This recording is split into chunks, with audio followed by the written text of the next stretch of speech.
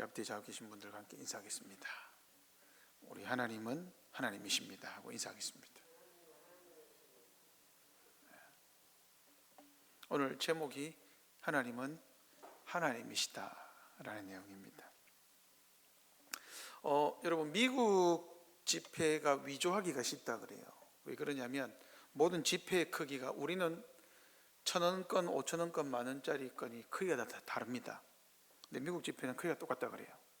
그래서 위조하기도 쉽다고 하는데, 그 미국의 모든 지폐 뒷면에 보면 In God we trust 이렇게 나와 있습니다.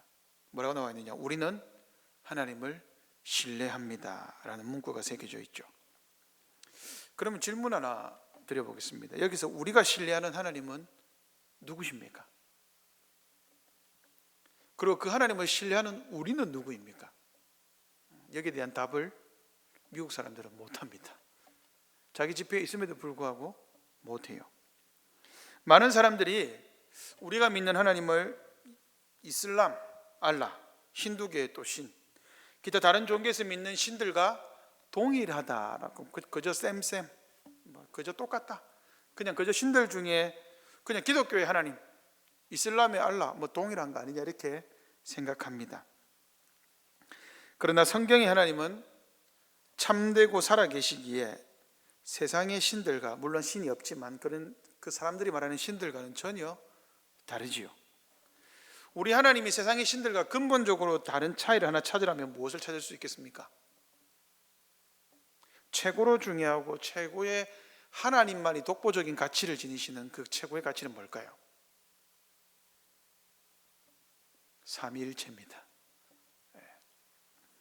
우리가 믿는 하나님은 영원부터 영원까지 성부 하나님, 성자 하나님, 성령 하나님 삼위로 계십니다. 이 삼위일체만큼 하나님을 독보적이게 하는 것도 없습니다. 이 삼위께서는 동일 본질, 그러니까 성부도 하나님, 성자도 하나님, 성령도 하나님, 한 본질이시고 영원토록 완전한 하나됨, 모든 지혜와 능력이 동등하시죠.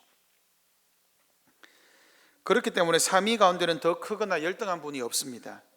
서로 다른 세 신도 아닙니다. 그저 영원토록 계시는 삼위로 계시는 한 분 하나님이죠.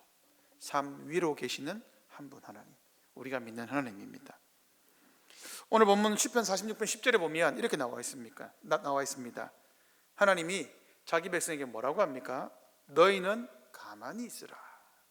그리고 내가 하나님됨을 알지어다 라는 이 겉면의 말씀을 주시죠. 이 본문의 맥락을 잘 보시면, 여러분, 제가 원래는 10절인데 10절 한 절만 보면 되는데 8절부터 읽었습니다. 앞에 여러분 문맥 한번 잘 보십시오. 8절부터 10절까지 무슨 내용인 것 같습니까? 이 하나님이 언제 너희는 가만히 있으라고 말씀하신 것 같습니까? 이게 전쟁입니다. 전쟁. 9절에 보시면 그가 땅끝까지 전쟁을 시기하신다. 근데 여러분, 만군의 여호와라는 명칭이 전쟁하신 하나님이, 군대 하나님이죠. 만군의, 모든 군대의 여호와라는 뜻 아닙니까? 그러니까 하나님이 전쟁을 끝내신다라는 장면입니다. 하나님이 전쟁을 끝내세요. 하나님은 자신이 하시는 일을 설명하는 직설법에서 그분의 백성에게 뭐라고 말합니까? 너희는 가만히 있어, 명령법으로 바꿨습니다. 하나님이 전쟁을 끝내시니까 이제 우리에게 명령하시는 거죠. 전쟁이 끝났기 때문에 명령하시는 게 아닙니다. 전쟁을 끝내실 거기 때문에 명령하는 겁니다.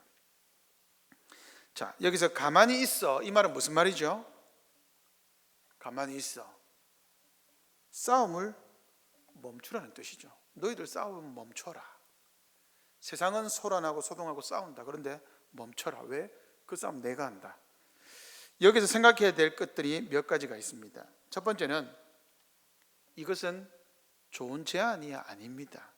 가만히 있을래? 하고 묻는 게 아니죠. 명령입니다. 가만히 있으라. 전쟁은 내가 한다. 다시 말해, 이것은 무슨 말이냐? 이 말씀은 하나님의 하나님됨을, 하나님은 하나님이시다를 인정하기 위해 첫 번째는 뭐냐? 순종입니다. 가만히 있으라는 겁니다. 명령입니다. 그러면 가만히 있지 않으면 하나님의 하나님 되심을 알 수가 없죠. 가만히 있으라는 겁니다. 순종이 하나님에게 영광이 됩니다. 그리고 우리가 순종함으로 바로 하나님의 그 영광에 참여합니다. 그래서 순종이 하나님의 영광에 참여하는 방식입니다. 이게 가만히 있어라는 겁니다. 두 번째는요, 하나님이 우리에게 가만히 있어라고 말씀하실 때 이것은 뭐냐? 전투의 맥락이죠. 전쟁의 맥락입니다. 그러면 이 본문 안에서 무슨 싸움을 하고 있습니까? 하나님의 백성들은. 그럼 하나님의 백성들이 어떤 싸움을 하는지는 잘 나타나 있지는 않습니다. 그러면 우리는 무슨 싸움을 하고 있습니까? 우리는 돈과 싸우죠. 우리는 건강과 싸우죠. 우리는 자신의 명예와 싸웁니다. 혹은 자신의 취미와도 싸우고요. 자신의 자존심과도 싸우고요. 자신의 목표와 자신의 목적과 어떤 중요한 것들을 위해서 싸웁니다. 그러니까 이 가만히 있으라는 것은 죄로부터의 심입니다. 가만히 있으라. 바쁜 일정 가운데서도 네 거 잠깐 스톱하고 하나님 안에서 쉼을 얻으라는 뜻입니다. 그런데 우리가 바쁜 일정 가운데 있는데 쉰다라는 것, 낯선 개념이죠. 세상은 우리에게 뭐라 말합니까? 빨리빨리, 더 빨리. 여러분 얼마나 빨리빨리면 드라마 16부작 요새 누가 보고 앉아 있습니까? 요약한 걸 보죠. 요약한 거 누가 봅니까? 요새는 이제 1분짜리 30초짜리가 대세죠. 그죠? 너무나 빨리빨리. 그죠? OTT 서비스 보십시오. 여러분 광고 있고 없고의 차이가 돈이 5천 원이 차이가 납니다. 그런데도 불구하고 젊은 친구들은 전부 다 광고 없는 쪽을 택합니다. 그죠? 제가 유튜브 프리미엄입니다. 저는 광고가 없습니다. 근데 가끔씩 다른 계정으로 볼 때 광고가 나오면 15초, 30초인데 그게 너무 길게 느껴집니다. 세상은 우리에게 달려라고 말하죠. 더 빼곡하게, 더 분주하게 무엇인가 우리를 채우라고 말합니다. 그럼 하나님은 뭐라고 말합니까? 네 거 멈추고 쉬어라 라고 말합니다. 그게 주일의 의미 아닙니까? 안식일, 우리 웨스트민스터 신앙고백서에서 뭐라고 말합니까? 세상 모든 일과 오락을 멈춘다. 왜요? 세상 모든 일과 오락이 하나님 안에서 쉬는 것을 방해하기 때문입니다. 그러므로 하나님 안에서 쉬기 위해서는 우리는 어떻게 되죠? 가만히 있어야 합니다. 이게 두 번째 의미입니다. 죄를 짓는 그 일에서 너를 위해서 달려가는 그 일상에서 멈춰라 라는 겁니다. 세 번째, 하나님은 우리에게 너희는 가만히 있어 하나님은 우리에게 알지어다 라고 명령합니다. 알아라라는 거죠. 알지 못하면 안 된다라는 거예요. 이거는 명령입니다. 그러면 무엇을 알아야 합니까? 알미라고 하는 것은 공허한 지식이 아닙니다. 믿음으로 충만한, 즉 신뢰 가득한 사랑의 지식입니다. 사랑함으로써 알아가는 지식을 말하죠. 사도 바울은 빌립보서에서 이렇게 기도했습니다. 내가 기도하노라. 너희 사랑을 지식과 모든 총명으로 점점 더 풍성하게 하사. 지식 없는 사랑은 맹신입니다. 그런 맹목적인 사랑은 없습니다. 우리가 사랑하게 되면 지식이 있고 모든 총명하면서 점점 더 풍성해지게 됩니다. 사랑으로 지식이 커지고 총명이 커져 갑니다. 예수님을 우리가 사랑하면 예수님을 향한 지식과 총명에서 자라갑니다. 하나님이 우리에게 요구하는 지식은 우리의 사랑과 믿음을 하나로 모으는 것이죠. 그래야 해서 하나님을 높이는 삶을 살게 만드는 원동력이 됩니다. 그것을 알지어다라고 말합니다. 네 번째, 무엇을 알아야 되느냐? 하나님은 이렇게 말씀하십니다. 내가 하나님됨을 알지어다라고 말합니다. 여기서 말하는 하나님됨은 뭐죠? 여러분, 무엇이 하나님됨이겠습니까? 하나님이 하나님됨은 뭐죠? 조현목의 조현목됨은 뭡니까?